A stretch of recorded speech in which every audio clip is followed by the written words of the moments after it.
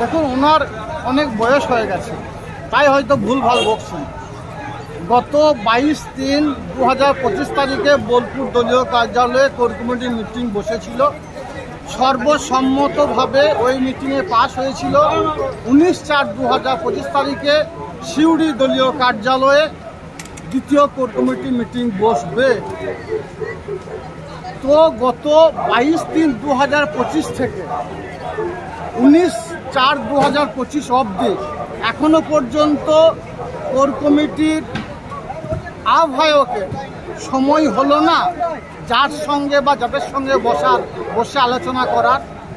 অবশ্যই অনেক সময় ছিল আলোচনা করার। আমার মনে হয় কোর কমিটিকে অ্যাভয়েড করার চেষ্টা চলছে। আমার মনে হয় আমার রাজ্যের দলনেত্রী, যার নেতৃত্বে সারা বাংলা চলছে, সেই বাংলার মা বঙ্গজননী মমতা বন্দ্যোপাধ্যায়কে অ্যাভয়েড করছে, তার কথার মান্যতা দিতে চাইছে না। বীরভূম জেলায় কিছু নেতা তৈরি হয়ে গেছে যারা নিজেদেরকে মমতা বন্দ্যোপাধ্যায় ঊর্ধ্বে ভাবছে।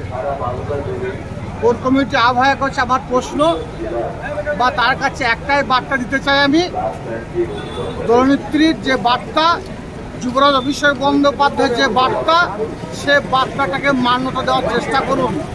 আহ্বায়কের চেয়ারটা তিনি দিয়েছেন, সেই চেয়ারে মর্যাদা রাখার চেষ্টা করুন। মমতা বন্দ্যোপাধ্যায়, অভিষেক বন্দ্যোপাধ্যায় আজ যদি মাথায় থাকে তাহলে আহ্বায়ক থাকবেন, আর না থাকলে কোথায় যাবেন সেটা সময়ের কথা বলুন।